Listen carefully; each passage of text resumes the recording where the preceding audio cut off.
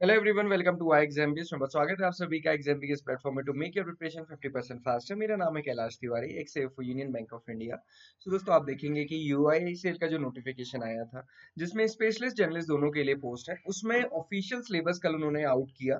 और आप देखेंगे इस बार जो फाइनेंस का सिलेबस है उसमें सिर्फ 6 टॉपिक्स मेंशन किए हैं। अब देखो ये कितना पॉजिटिव है और कितना, हम कहते हैं ना कि बड़े टॉपिक के पीछे कितने बड़े टॉपिक, कितने छोटे छोटे टॉपिक्स छिपे हैं, वो एक डिफरेंट बात है। बट यहाँ पे जो मेंशन किया है वो 6 टॉपिक्स है। क्योंकि फाइनेंस स्टूडेंट्स के अकॉर्डिंग अगर हम देखें तो अभी हमने एग्जिम बैंक का जो सिलेबस देखा है उसमें 11 टॉपिक्स हैं। सिमिलरली बाकी भी देखें तो उसमें एक डिटेल्ड सिलेबस दिया रहता है, बट यहाँ पे इन्होंने बहुत शॉर्ट दिया है और आप देखेंगे बहुत सारी चीजें इन्होंने नहीं मेंशन की है। तो ये कैसे हमारे लिए पॉजिटिव हो सकता है? और क्योंकि सबसे बड़ी चीज है कि 14 दिसंबर को ये एग्जामिनेशन है, तो 14 दिसंबर को एग्जामिनेशन है, आपके पास सफिशिएंट टाइम है, बहुत अच्छे से आप इसको प्रिपेयर कर सकते हैं। आइए क्विकली देखते हैं कि क्या है इस बार ऑफिशियल सिलेबस में। तो सबसे बड़ी बात है कि कल अडेंडम कोरिगेंडम ये जारी किया इन्होंने और बताया कि क्या क्या सिलेबस है, हर स्ट्रीम के लिए बताया। आप जिस भी स्ट्रीम से आप उस स्ट्रीम के लिए देख सकते हैं। हम यहाँ पे फाइनेंस का डिस्कस करेंगे। तो आप देखिए फाइनेंस एंड इन्वेस्टमेंट है, बट यहाँ पे अगर आप सिलेबस देखेंगे तो मेनली वो फाइनेंस से रिलेटेड ही है। Basics of financial accounting and accounting principles है ना, जो बेसिक हम कहते हैं कोर है फाइनेंस का। देन उससे रिलेटेड जो रेशियोज होंगे, देन जनरल इंश्योरेंस अकाउंटिंग। तो अगर मैं इसको एक टॉपिक बोलूँ तो ये सिर्फ एक टॉपिक हो गया, basics of the financial accounting and insurance accounting.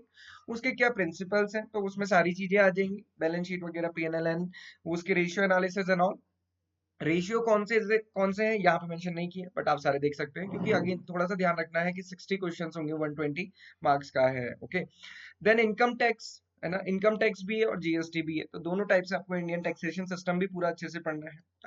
IFRS है ना, इंटरनेशनल स्टैंडर्ड्स भी आपको अच्छे से देखने हैं।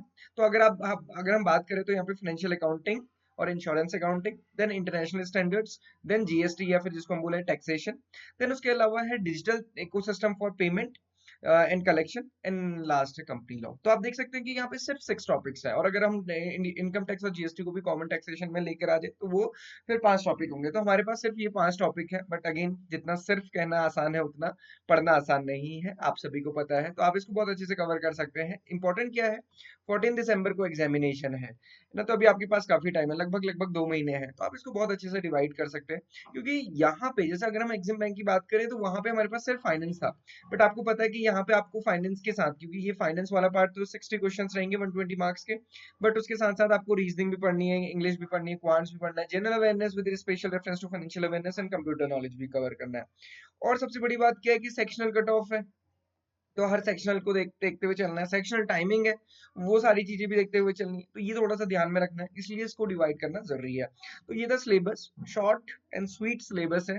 कितना डिफिकल्ट होगा ये आप कमेंट बॉक्स में बताइए कि आपको क्या लगता है कि ये as compare to other competitive examination easy है या डिफिकल्ट है ना। डेफिनेटली जो फाइनेंशियल अकाउंटिंग है उसको तो हम इजी कभी नहीं कह सकते, बट अगेन ओके।